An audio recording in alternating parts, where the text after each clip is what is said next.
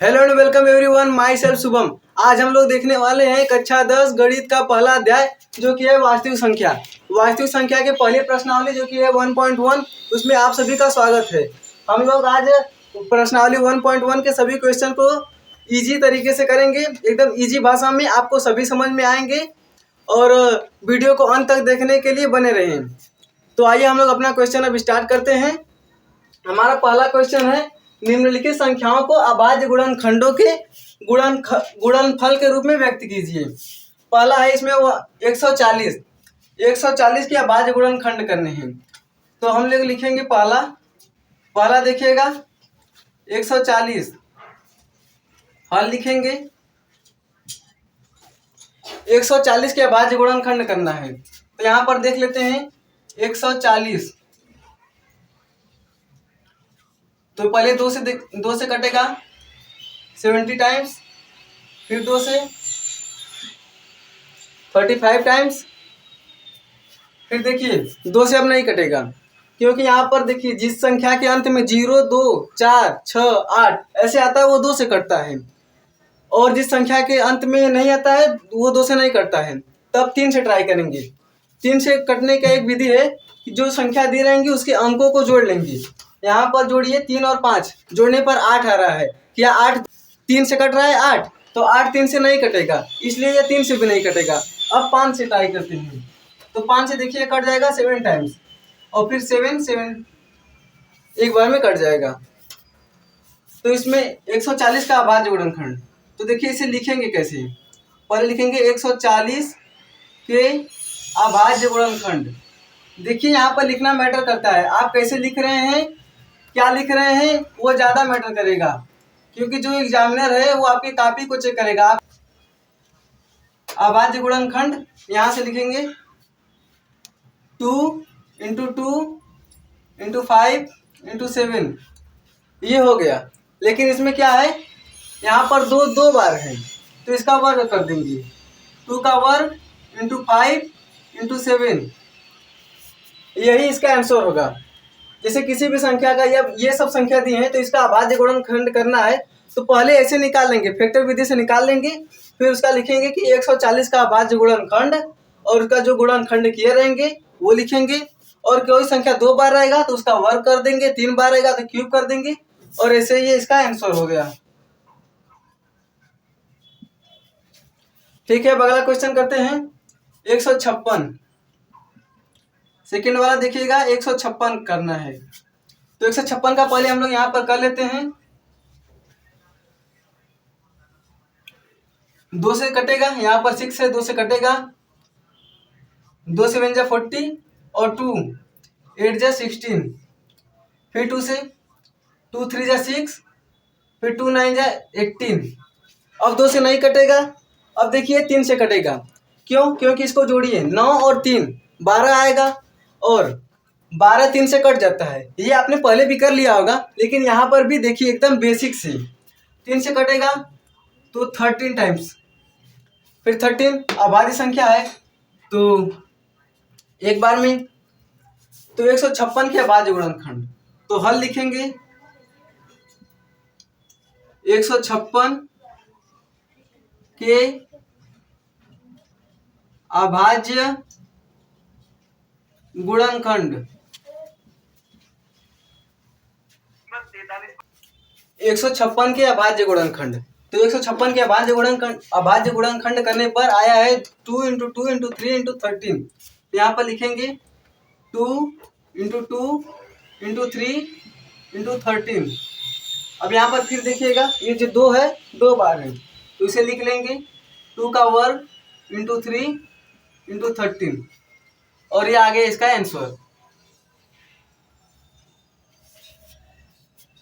तो 140 के अभाज्य गुणनखंड करने के लिए पहले इसका गुणनखंड कर लेंगे, फिर उसके बाद लिखेंगे कि 140 के अभाज्य गुणनखंड, क्योंकि आप अभाज्य गुणनखंड कर रहे हैं इसलिए लिखना जरूरी है।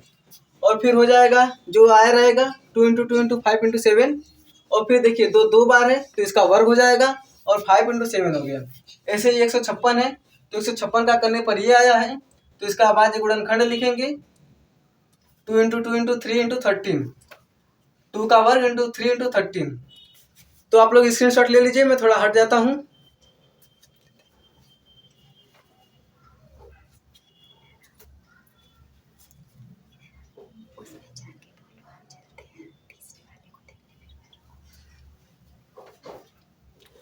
ठीक है, तो आप लोगों ने स्क्रीनशॉट ले लिया होगा। अब हम तीसरे वाले को देखेंगे, 3825।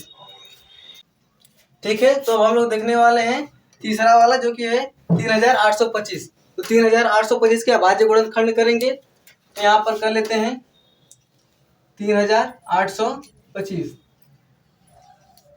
इसको पहले करेंगे।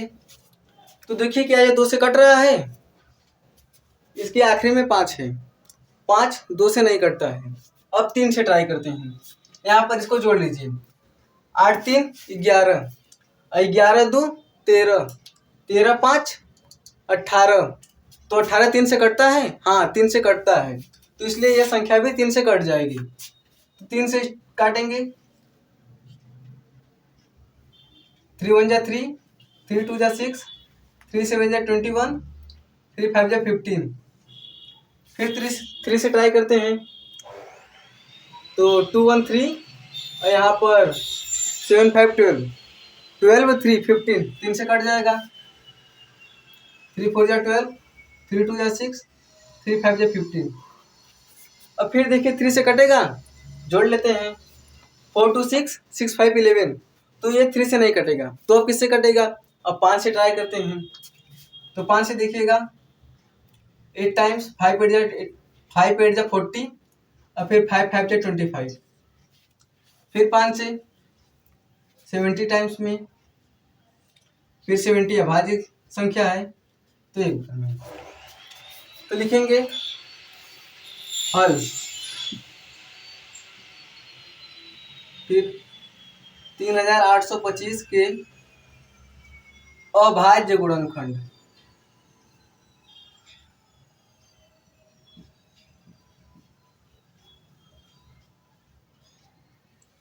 अभाज्य गुणनखंड, तो ये फिर 3 इंटू 3 इंटू 5 इंटू 5 इंटू 17।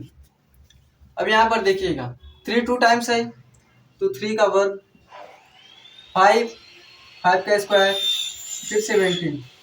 ये हो गया। सेम बिल्कुल वैसे ही करना है, बस आपको पहले इसका फैक्टर कर लेना है, फिर उसके बाद इसका आंसर लिख देना है। ये इसका आंसर हो गया। अब उसके बाद नेक्स्ट देखते हैं 5005, इसका भी कर लेते हैं।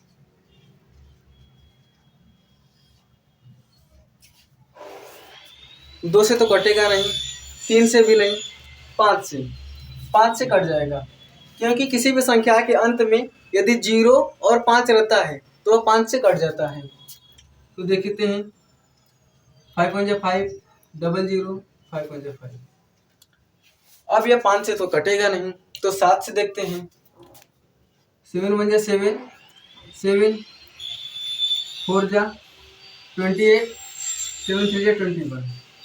11 से अब, तो 11 13 टाइम्स, फिर 13 से 1 टाइम। ठीक है, तो हल 505 के अभाज्य गुणनखंड। अभाज्य गुणनखंड क्या है? 5 इंटू 7 इंटू 11 इंटू 13।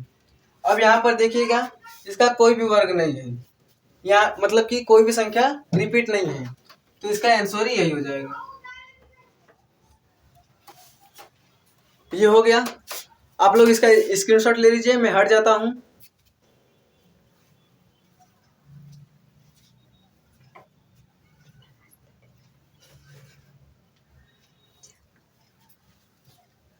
ठीक है, तो आप लोग ने स्क्रीनशॉट ले लिया होगा। अब हम लोग नेक्स्ट क्वेश्चन करेंगे जो कि इस पहले नंबर का आखिरी है। अब हम लोग देखेंगे जो कि आखिरी है पहले क्वेश्चन का। तो इसका अभाज्य गुणनखंड करते हैं 7429। ये देखिए 2 से तो कटेगा नहीं, 3 से भी ऐड कर लेते हैं। 7 4 11, 11 9 20 और 20 और 2 22 हो जाएगा। 3 से भी नहीं कटेगा, 5 से भी नहीं कटेगा, 7 से भी नहीं कटेगा, 11 से भी चेक कीजिए, नहीं कटेगा। ये तब कटेगा किससे? ऐसे ही आपको ट्राई करते जाना है। ये कटेगा 17 से।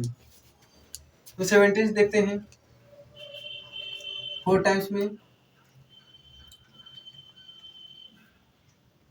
17 4 जा 68, 8 बचा, यहाँ पर 6 बचा, 62, 3 टाइम्स 51, फिर यहाँ पर 51,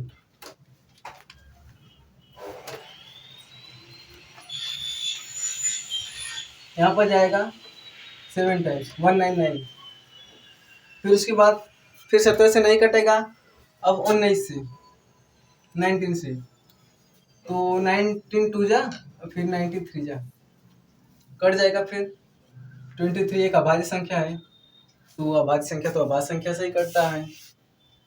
तो इसका हल लिखेंगे।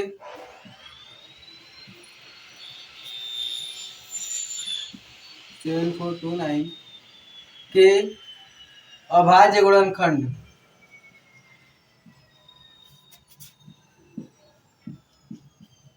अभाज्य गुणनखंड क्या आया है?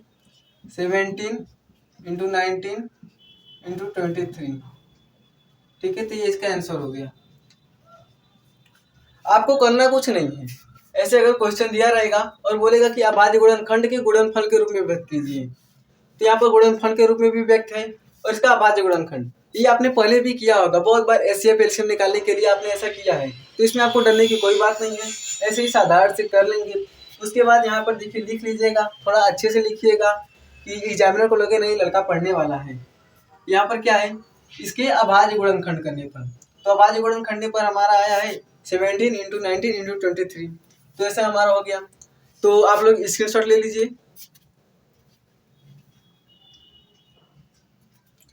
तो आप लोग ने स्क्रीनशॉट ले लिया होगा। अब हम लोग नेक्स्ट क्वेश्चन करेंगे, क्वेश्चन नंबर 2।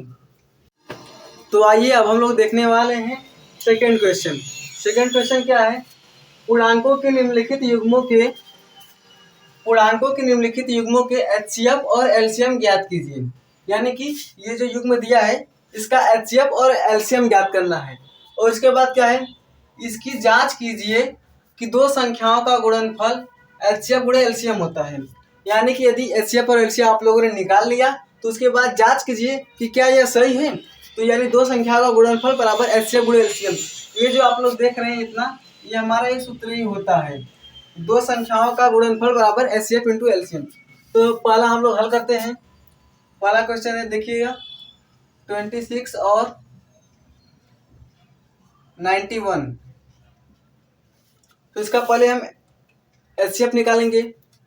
तो 26 का होगा गुणनखंड आप लोग करके देख लीजिएगा। 26 है 2 टाइम्स 13 7 टाइम्स 2 इंटू 13। उसके बाद क्या है 91 का भी ऐसे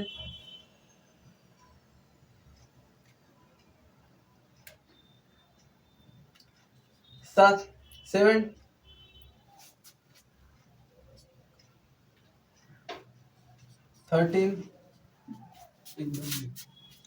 91 क्या आया है 7 इंटू 13। अब एचसीएफ कैसे निकाला जाता है? एचसीएफ तो आप लोग पहले भी निकाल चुके होंगे, यहाँ फिर देख लीजिए। एचसीएफ जो दो संख्या दे रहेंगी उसके गुणनखंड में जो कॉमन होगा, यहाँ पर देखिए, यहाँ पर 13 कॉमन है और यहाँ पर भी 13 कॉमन है, तो जो कॉमन होगा वही हमारा एचसीएफ होगा। तो ये हो गया एचसीएफ। एचसीएफ इसमें क्या क्या क्या कॉमन है 13, तो ये 13 इसका एचसीएफ हो गया। अब एलसीएम निकालने की बारी आई। तो एलसीएम में पहले जो कॉमन रहता है उसे लिख लेते हैं, यानी जो एचसीएफ रहता है उसे लिख लेंगे और बची हुई संख्या को लिखते हैं। क्या है 2 इंटू 7, यहाँ पर 13, इसका गुणा इसमें करेंगे 14। अब गुणा कर लीजिए, यहाँ पर देखिए 14 और 13 5 और 13 हो जाए 13 5 182। ये आ गया इसका एलसीएम। अब एचसीएफ में आप लोग एक बात ध्यान दीजिएगा, यहाँ पर तो 13 कॉमन था तो मिल गया। कोई ऐसा भी क्वेश्चन आएगा जिसमें कोई कॉमन नहीं होगा, तो यदि कोई कॉमन नहीं होगा तो उसमें एक एक संख्या है जो कि एक है वो कॉमन होगा। तो अगर यहाँ पर 13 इंटू 1 हम लिखते हैं तो भी गलत नहीं होता, क्योंकि 13 का गुणा एक में करेंगे तो 13 ही आएगा। इसलिए यदि किसी संख्या में अगर कोई कॉमन नहीं है तो वहाँ पर एचसीएफ एक होगा। अब इसके बाद इसकी जांच करना है। यहाँ पर देखिए लिखा है इसकी जांच कीजिए कि दो संख्याओं का गुणनफल एचसीएफ गुणे एलसीएम होता है। तो हम लोग यहाँ पर जांच कर लेते हैं, लिखेंगे जांच। जांच में क्या है हमारे पास, दो संख्याओं का गुणनफल, तो फिर लिखेंगे दो संख्याओं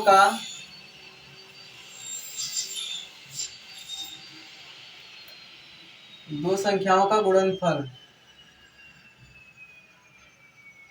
बराबर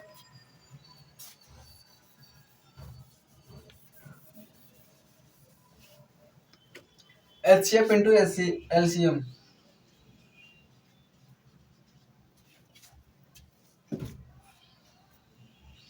दो संख्या क्या है 26 और 91, तो 26 इंटू 91 यहाँ पर गुणनफल है तो इसका गुणा कर लेंगे। और जो एचसीएफ रहेगा, एचसीएफ क्या आया हमारा 30, एलसीएम क्या आया है 182, इसका गुणा कर लेते हैं। तो इसका गुणा इसमें कर लेते हैं 91 26 गुणा करेंगे,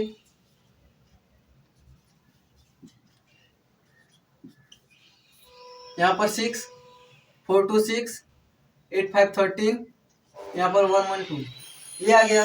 और फिर इसका गुणा कर लेंगे 182 इंटू 13, यही आ जाएगा। तो देखिए इसका गुणा करने पे आया है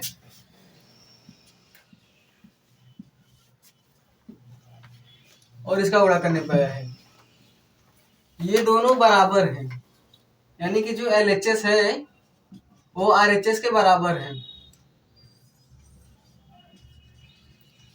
अर्थात ये जो हमारा एचसीएफ और एलसीएम आया है वो बिल्कुल भी सही है, वो एकदम सही है। इसका जांच करना होता है।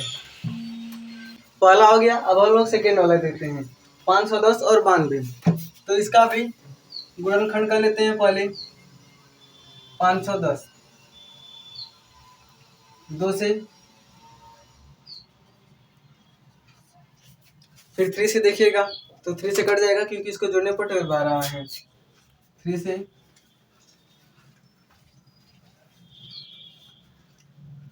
5 से, फिर 17 से।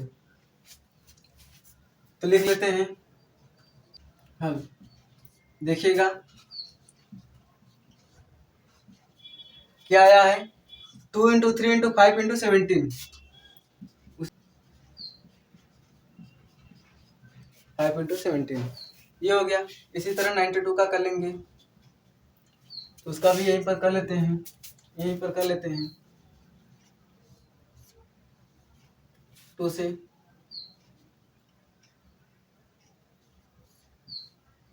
फिर 2 से, फिर 23 टाइम से। तो आ रहा है इसका 2 इंटू 2 इंटू 23। एचसीएफ निकाला, हमने बताया ही था आपको एचसीएफ कैसे निकाला जाता है, जो इसमें कॉमन हो। कॉमन क्या है, यहाँ पर देखिए 2 है और यहाँ पर भी 2 है, इसमें 2 कॉमन है तो इसका एचसीएफ क्या हो जाएगा 2, तो इसका एचसीएफ 2 हो गया। अब एलसीएम, तो एलसीएम कैसे निकालेंगे, पहले जो कॉमन रहता है उसे लिख लेते हैं, 2 लिख लिए। अब उसके बाद देखिए यहाँ पर क्या क्या बच रहा है 3 5 17, 3 इंटू 5 इंटू 17, और क्या है यहाँ पर 2 इंटू 23, ये भी बच रहा था। अब इसका गुणा कर लेंगे, तो 2 3 जा 6, 6 5 जा 30, 30 इंटू 17, यहाँ से 36 टू जा 46,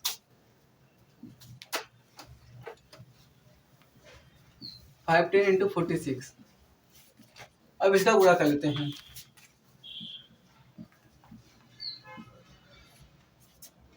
0 30 जोड़ लेते हैं।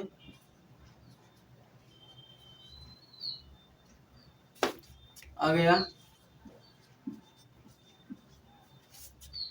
ये इसका एलसीएम आ गया। एलसीएम क्या है? 23,460। अब इसका जांच कर लेते हैं, क्या यह हमारा सही आया है या फिर गलत। तो लिखेंगे जांच। जांच क्या है? दो संख्याओं का गुणनफल, दो संख्याओं का गुणनफल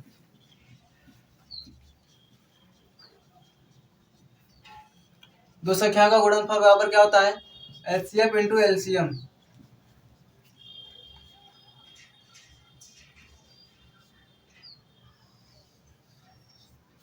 तो दो संख्याएं क्या है? 510 एंड 92।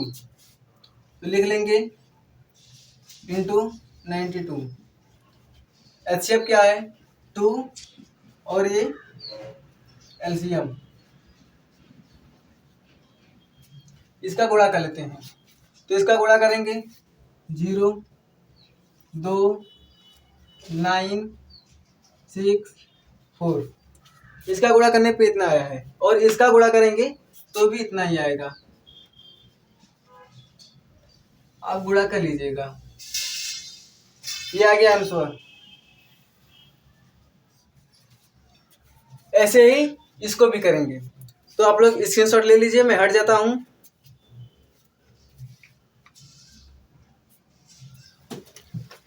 तो अब थर्ड वाला करते हैं, देखते हैं।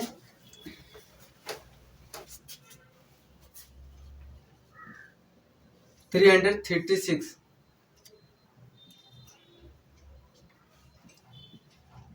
2 टाइम्स में 2, फिर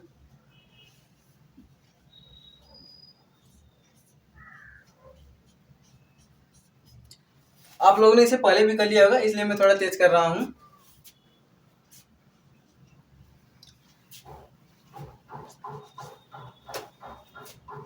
हल हल लिखेंगे और फिर इसका लिख लेंगे। क्या आया है? 2 इंटू, देखिए 2 इंटू 2 इंटू 2 इंटू 2 4 बार है, फिर 3 इंटू 7 1 2 3 4, फिर 3 इंटू 7। इसी तरह चौवन का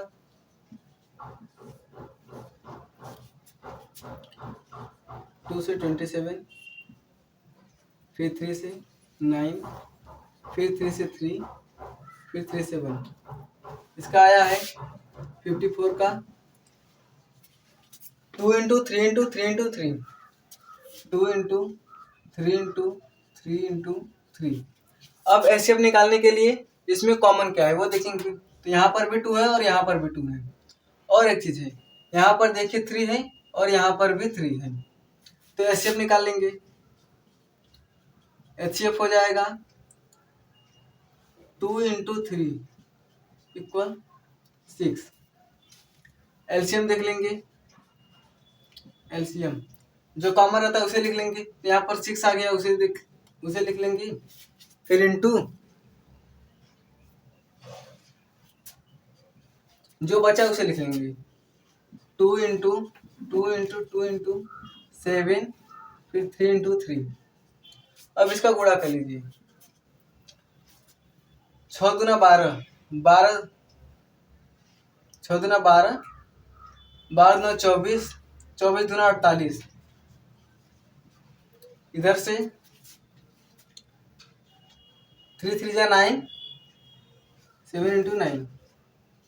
इसका गुणा करेंगे इसमें तो आएगा 324।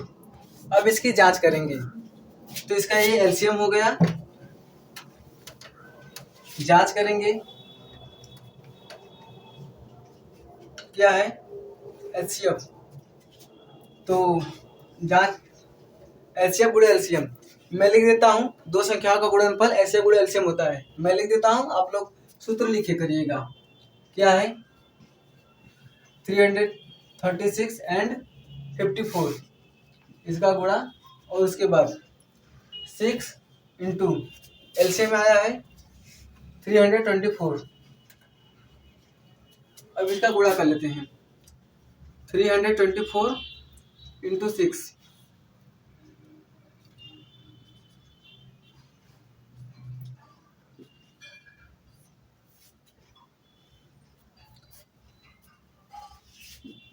वन 18144। इसका भी गुणा करेंगे उतना ही आएगा, 18,144। ये देखिए जांच हो गया। ये तीनों क्वेश्चन मैंने बता दिया, करना कुछ नहीं था, पहले एचसीएफ और एलसीएम निकाल लेना था। तो देखिए हमने पहले एचसीएफ और एलसीएम निकाल दिया। एचसीएफ इसका 6 आया है, एलसीएम 324 आ गया। फिर इसका जांच करने के लिए दो संख्याओं का गुणनफल एचसीएफ गुणे एलसीएम करते हैं। पहली संख्या हमारी है 336 और फिर 54, ये हो गया, और एचसीएफ 6 और इसका एलसीएम 324, इसका इसमें गुणा किया इतना आ गया, और फिर इसका इसमें गुणा किया ये आ गया। तो ऐसे ही ये क्वेश्चंस हल होंगे। आप लोग स्क्रीनशॉट ले लीजिए, मैं थोड़ा साइड हट जाता हूँ। ठीक है, तो आप लोगों ने स्क्रीनशॉट ले लिया होगा। अब हम लोग नेक्स्ट क्वेश्चन करेंगे, क्वेश्चन नंबर 3। तो आइए अब हम लोग तीसरा वाला करते हैं। तीसरा वाले में क्या करना है, अभाज्य गुणनखंडन विधि द्वारा निम्नलिखित पूर्णांकों के एचसीएफ तथा एलसीएम ज्ञात करना है। तो पहला है 12, 15 और 21। आइए इसे करते हैं। पहला 12, 15 और 21, तो इसका एचसीएफ और एलसीएम निकालना है। तो इसका एचसीएफ पहले निकाल लेते हैं, तो यहाँ पर निकाल लेंगे 12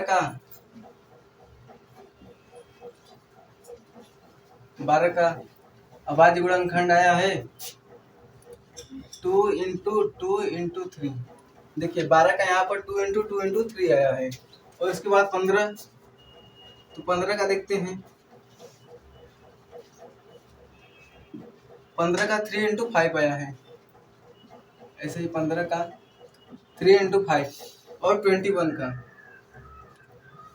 का देखते हैं,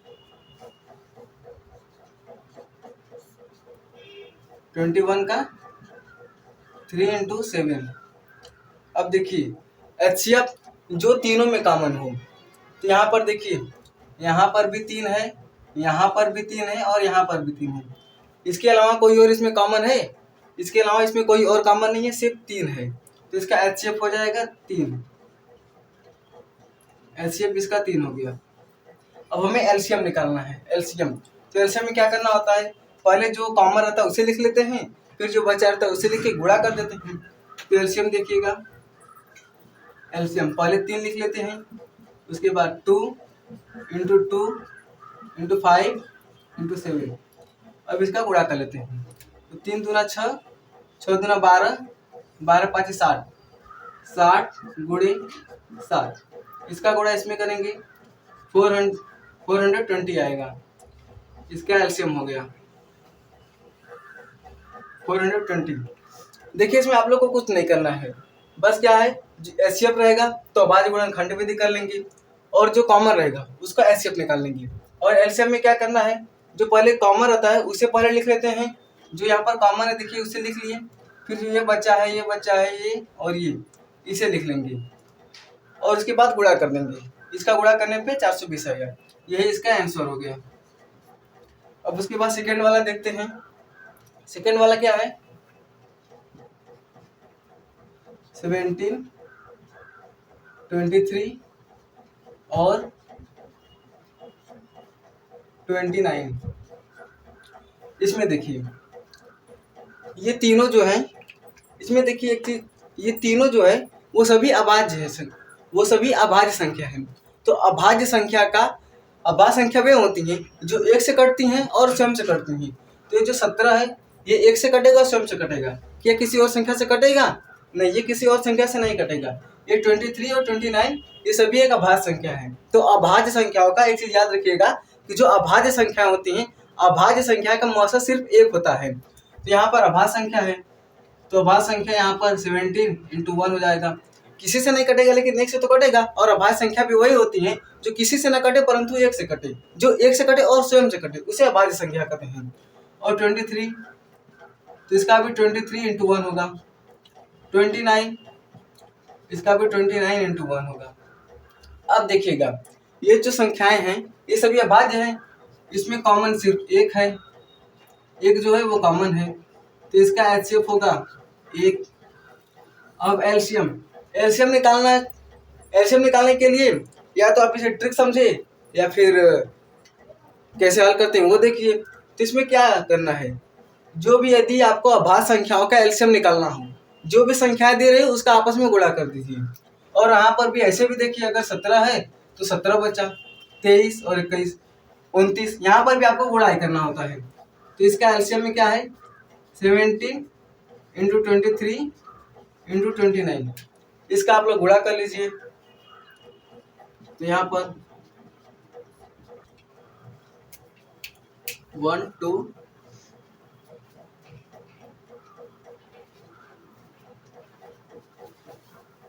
फिर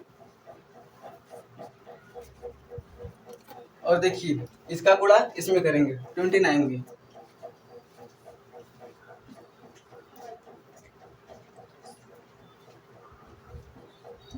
फिर इसका इसमें करेंगे,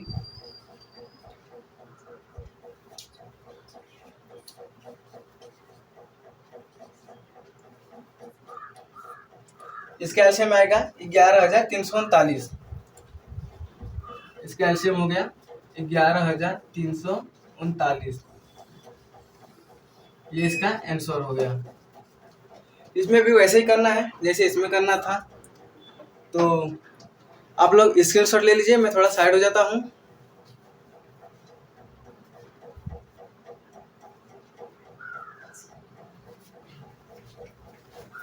तो आप लोग ने स्क्रीनशॉट ले लिया होगा, मैं थर्ड वाला करने जा रहा हूँ। इसका एचएफ और एलसीएम निकालते हैं। तो 8 का गुणनखंड करेंगे, अभाज्य गुणनखंड, और 9 का, ऐसे ही 25 का। इसका एचसीएफ, अब इसमें देखिए एचसीएफ निकालने के लिए जो कॉमन रहता है उसे लेते हैं। यहाँ पर तो कुछ कॉमन नहीं है, यहाँ पर न तो 2 है, यहाँ पर 2 है तो इसमें 2 नहीं है, इसमें नहीं है, 3 है इसमें भी नहीं है। तो इसका एचसीएफ क्या होगा, मैंने आप लोग को पहले भी बताया था कि एचसीएफ निकालने के लिए जो कॉमन रहता है उसे देखते हैं। लेकिन यहाँ पर अगर कुछ कॉमन नहीं है तो एक, यदि मैं इसका गुणा 1 से कर दूं कुछ फर्क पड़ेगा नहीं, इसमें कर दूं तो भी नहीं, और इसमें कर दूं तो भी नहीं। ये आप लोग नहीं लिखेंगे फिर भी चलेगा, समझाने के लिए मैंने लिख दिया है। तो इसमें देखिए कॉमन 1 है, तो इसका एचसीएफ 1 हो जाएगा। और एलसीएम निकालने के लिए तो इसका एलसीएम देखिए जो है उसे लिखिए 2 × 2 × 2, और फिर इसमें 3 × 3 और 5 × 5 गुणा कीजिएगा। 2 दूनी के 4, 4 दूनी 8, 8 पचे 40, 40 पचे 200, और यहाँ पर 3 × 3 9, इसका गुणा करेंगे 1800, इसका एलसीएम हो जाएगा 1800। इसमें आप लोग को एक चीज ध्यान देना है कि यदि किसी भी संख्या में, यहाँ पर देखिए अभाज्य संख्या नहीं है फिर भी इसमें कुछ कॉमन नहीं है, तो इसलिए यदि कुछ कॉमन नहीं होगा तो एक सभी में रहता है, तो इसका एचसीएफ 1 हो जाएगा। तो आप लोग स्क्रीनशॉट ले लीजिए इसका भी। तो हम लोग इसे देखते हैं, इस क्वेश्चन में क्या है दिया है, एचसीएफ 306 और 657 का एचसीएफ जो है 9 है, और इसका एलसीएम हमें ज्ञात करना है। हाँ देखते हैं। अब इसमें कुछ लोग क्या करते हैं कि इसका एचसीएफ दिया है और एलसीएम दिया है, उनको इससे कुछ मतलब नहीं होता है। वो क्या करेंगे, यहाँ पर डायरेक्ट लिखेंगे 306, फिर 657 लिखेंगे, उसका ऐसे करके एलसीएम निकाल लेते हैं। तो ऐसे आप लोग को अब नहीं करना है। पहले आप लोग कर रहे थे 6, 7, 8 में थे तो ऐसे कर रहे थे, लेकिन यहाँ पर हम लोग ने जो फार्मूला वाला क्लास किया था, मतलब पूरा आपको बेसिक कॉन्सेप्ट बताया था, उसमें एक फार्मूला बताया था, आप लोग को याद होगा, आप लोग ने उस वीडियो को देखा ही होगा। उसमें क्या था, HCF into LCM equal to पहली संख्या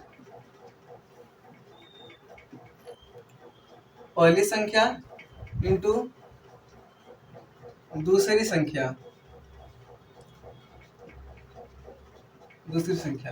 ये जो क्वेश्चन है, इसी क्वेश्चन पर, इसी फार्मूला पर ये क्वेश्चन सॉल्व होगा। तो इसका देखिए, ये दो संख्या है, एक है 306 और एक है 657। इसका एचसीएफ 9 दिया है, तो एचसीएफ जो है वो 9 है, और इसका एलसीएम हमें ज्ञात करना है। तो एलसीएम का एलसीएम लिख लेंगे। अब इसमें पहली संख्या 306 है, तो 306 हो गया। और दूसरी संख्या क्या है, 657। यहाँ पर देखिए पहली संख्या, ये दूसरी संख्या। तो यहाँ पर ये देखिए गुणा में इधर जाएगा, भाग हो जाएगा। एलसीएम यहाँ पर 306 और 657 और बटे में 9। तो आप लोग इसमें गुणा मत कीजिएगा। ये देखिए इसका एचसीएफ है, तो ये दोनों संख्याएं 9 से कटेंगे ही, तो इसे काट लेते हैं। इसे काटेंगे,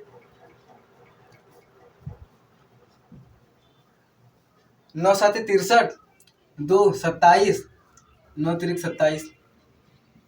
इसका आप गुणा कर लीजिए, तो 306 और 73, इसका गुणा करेंगे, यहाँ पर जोड़ लेंगे।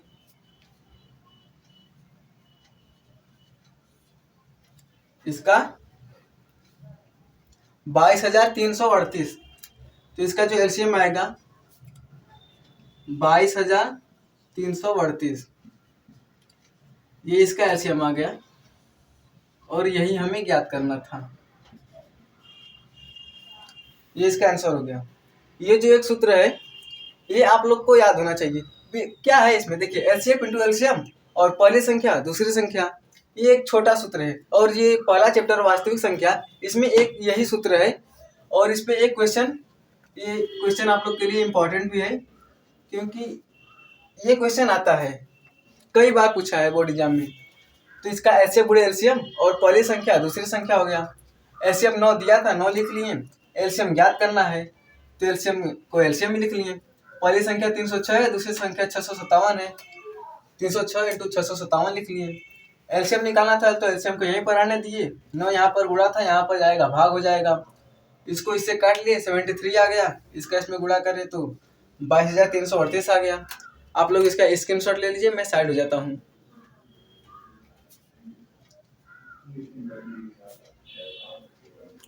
तो हम लोग नेक्स्ट क्वेश्चन करेंगे, क्वेश्चन नंबर 5। तो आइए अब हम लोग अगला करते हैं, क्वेश्चन नंबर 5। इसमें क्या करना है, जांच कीजिए कि क्या किसी प्राकृतिक संख्या n के लिए संख्या 6 की पावर n अंक शून्य पर समाप्त हो सकती है। प्राकृतिक संख्या, इसमें है प्राकृतिक संख्या वह संख्या जो जो 1 से शुरू हो और अनंत तक हो, यानी कि 1 से शुरू हो। यहाँ पर देखिए, यदि यहाँ पर दिया है 6 की पावर n, ये समझा रहा हूँ अभी बस।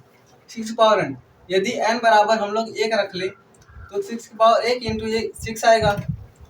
उसी तरह यदि n बराबर 2 रख ले, यदि 6 की पावर 2 रखेंगे फिर भी आएगा 36, और n बराबर 3 रख ले तो यहाँ पर आएगा ये। तो देखिए यहाँ पर क्या है कि जांच कीजिए कि क्या किसी प्राकृतिक संख्या n के लिए, यानी कि ये सभी जो है प्राकृतिक संख्या है, इसके लिए संख्या 6 की पावर n अंक शून्य पर समाप्त हो सकती है। क्या आप लोग देखिए यहाँ पर ये कभी शून्य पर समाप्त हो रही है, तो इसका आंसर नहीं होगा। तो फिर इसका आंसर लिखेंगे कैसे, उसे देखते हैं। देखिए इसमें लिखना होता है, क्या है, यदि किसी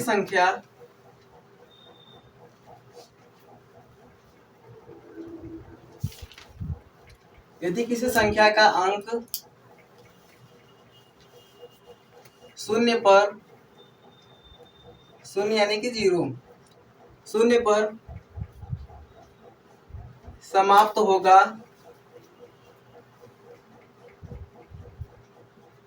होगा तो उसके गुणनखंड में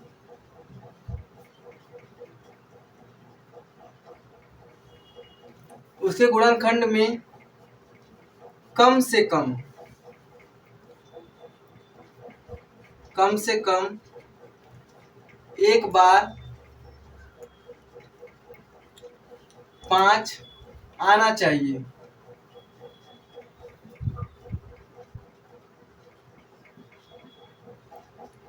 यदि किसी संख्या का अंक 0 पर समाप्त होगा तो उसके गुणनखंड में कम से कम एक बार 5 आना चाहिए। यहाँ पर देखिए, चूंकि 6 की पावर n का गुणनखंड क्या है 2 × 3, इसमें देखिए 5 आ रहा है तो ये 6 पर समाप्त नहीं होगा, तो इसका लिखेंगे अतः 6 की पावर n अंक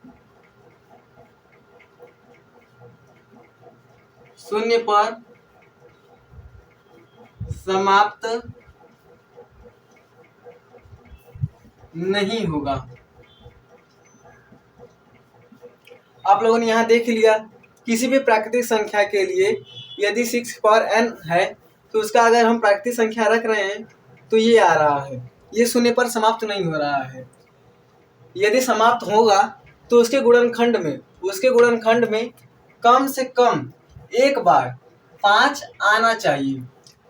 उसके गुणनखंड में कम से कम एक बार 5 आना चाहिए, इसलिए ये जो इसका गुणनखंड है 2 × 3 है और इसके गुणनखंड में 5 आ नहीं रहा है, तो अतः 6 पर n अंक 0 पर समाप्त नहीं होगा।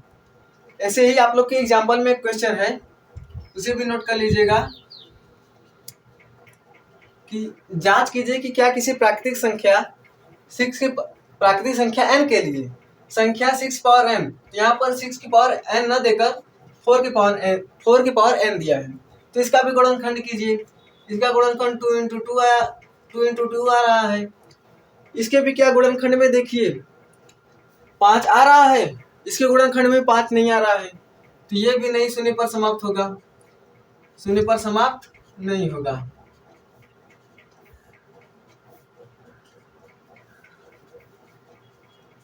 ये आप लोग का एग्जाम्पल का एक क्वेश्चन था, ये भी कभी कभी बोर्ड एग्जाम में आ जाता है, तो समझ में आ गया होगा। आप लोग इसका स्क्रीनशॉट ले लीजिए, मैं साइड हो जाता हूँ।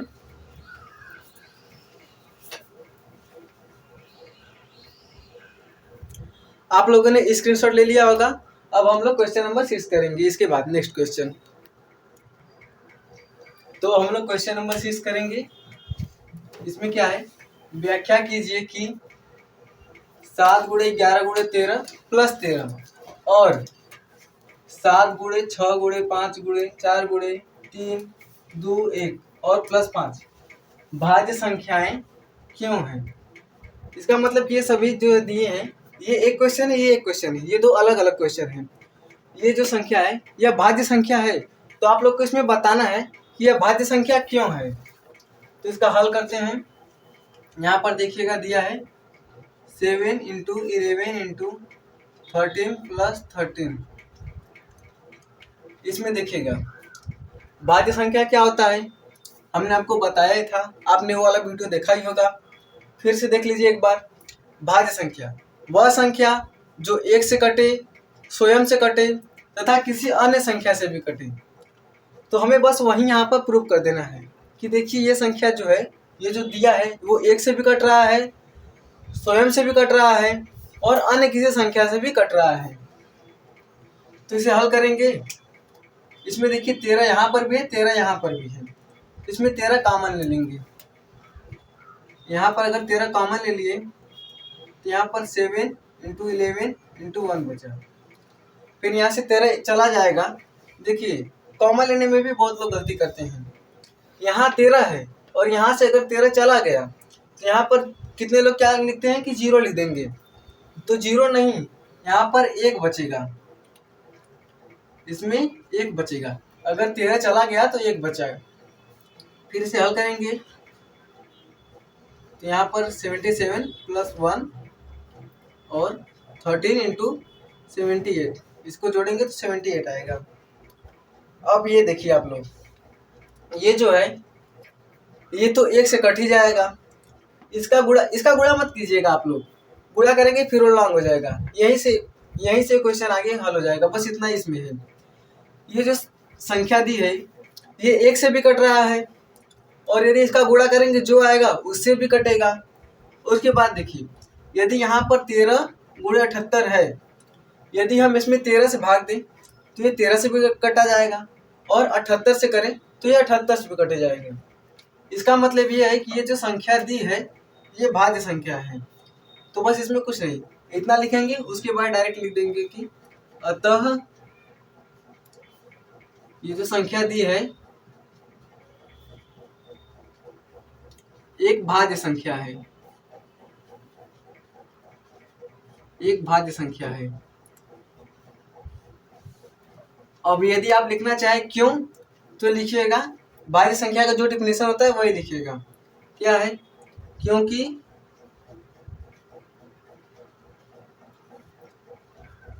भाज्य संख्याएं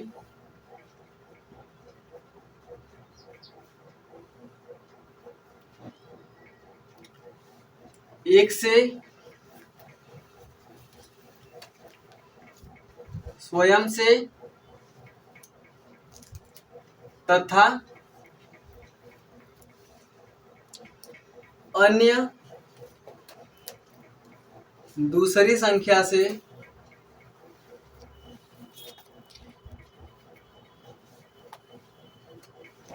भी विभाजित होती हैं।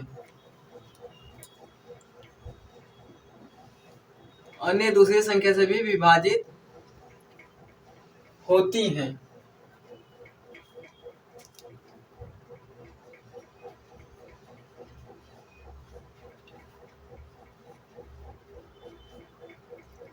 देखिए इसमें क्या करेंगे, इसमें देखिए कॉमन है, इसमें भी 13 है, इसमें भी 13 है, यहाँ पर प्लस है तो इसमें से कॉमन ले लेंगे और इसे हल करेंगे तो ये आ जाएगा। इसका गुणा मत कीजिएगा। और उसके बाद देखिए ये जो संख्या दी हुई है, ये जो संख्या है ये देखिए 13 से भी कट जाएगा और 78 से भी कटा जाएगा। 1 से भी कट रहा है और इसका गुणा करेंगे जो आएगा उससे भी कटेगा। तो अतः ये संख्या भाज्य है, क्योंकि भाज्य संख्याएं 1 से स्वयं से तथा अन्य दूसरी संख्या से भी विभाजित होती हैं। और ये जो संख्या है ये भी चार संख्या से विभाजित हुई। एक हो गया, इसका गुणा करने पे जो आएगा वो हो गया, और 13 और 78। इसी तरह ये क्वेश्चन है, तो इसका भी देखते हैं। इसमें भी ऐसे ही लिखना है, पहले जो दिया रहेगा उसे लिख लेंगे।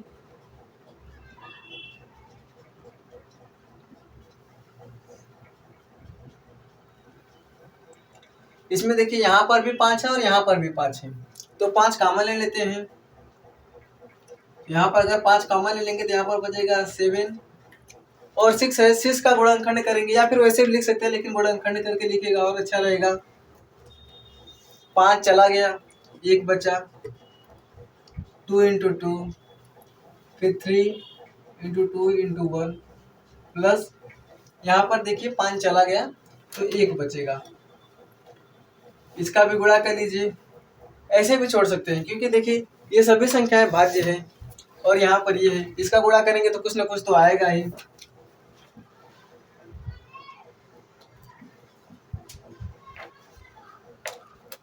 यहाँ पर गुणा रहेगा भाई।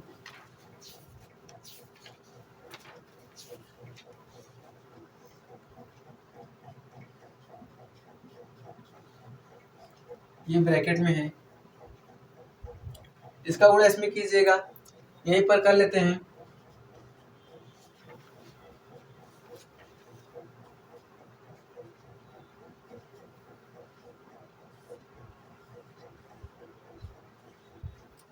एक 1008।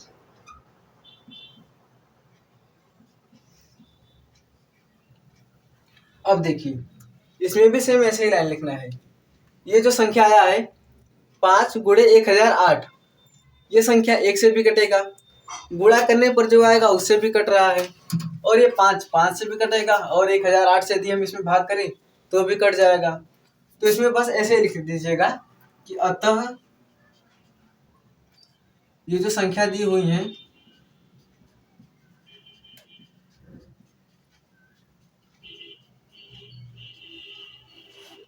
+5, ये जो संख्या दी है एक भाज्य संख्या है।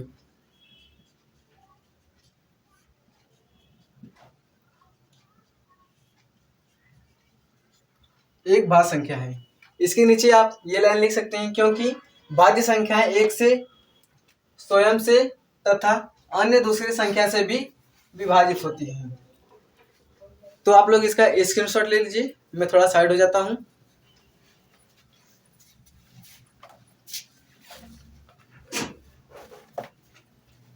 तो आइए अब इस चैप्टर का आखिरी क्वेश्चन नंबर 7 करते हैं।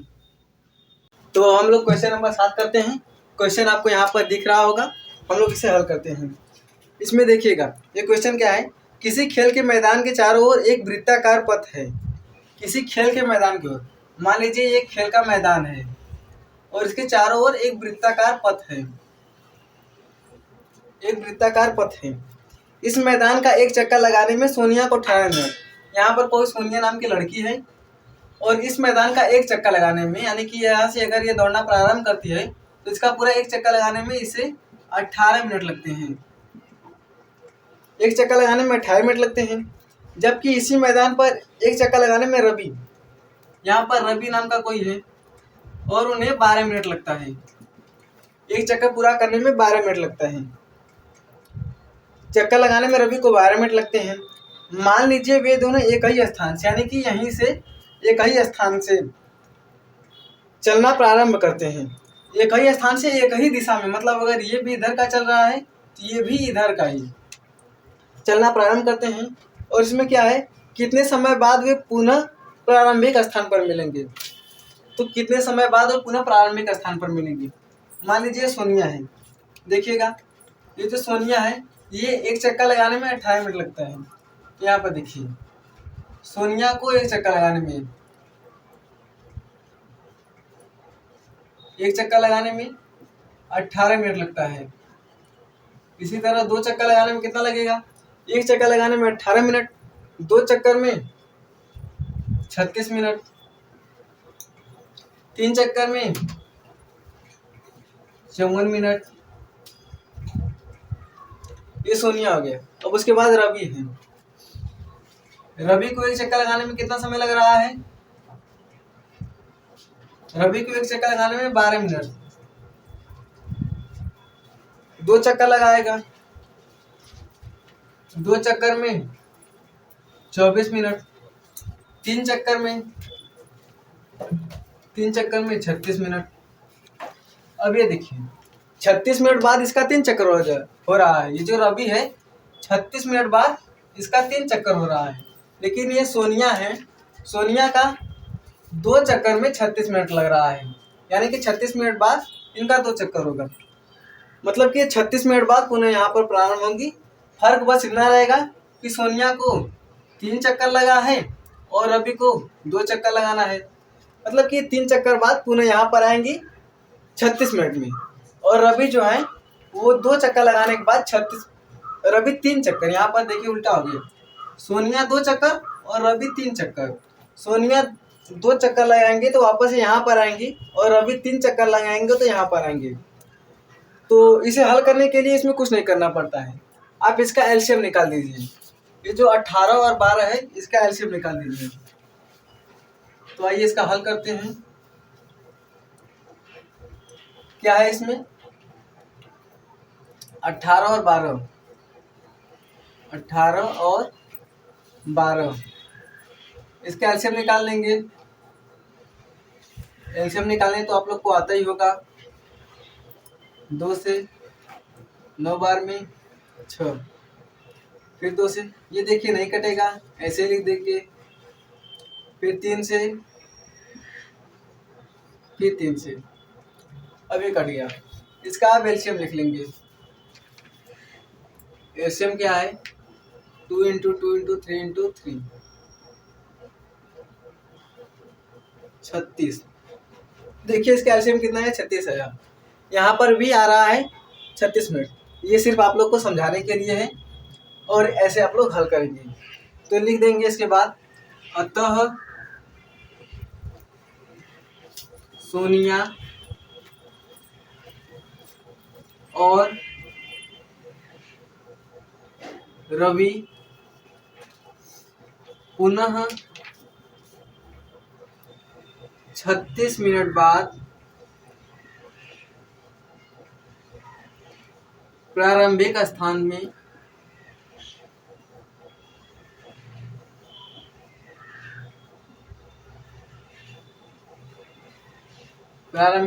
पर मिलेंगे। अतः सोनिया और रवि पुनः 36 मिनट बाद प्रारंभिक स्थान पर मिलेंगे। यहाँ पर भी देखिए एक चक्कर में इनका 18 मिनट, 2 चक्कर में 36 मिनट। जो रवि है उनका 3 चक्कर में 36 मिनट हो रहा है, क्योंकि एक चक्कर लगाने में कम समय ले रहा है। और ये 36 मिनट बाद पुनः प्रारंभिक स्थान पर मिलेंगे। आप लोग इसका स्क्रीनशॉट ले लीजिए, मैं साइड हो जाता हूँ। आप लोगों ने स्क्रीनशॉट ले लिया होगा और यहीं पर हमारे ये प्रश्नावली 1.1 समाप्त होता है। हम लोग आपसे मिलेंगे नेक्स्ट वीडियो में, जो कि प्रश्नावली 1.2 को हल करेंगे। धन्यवाद।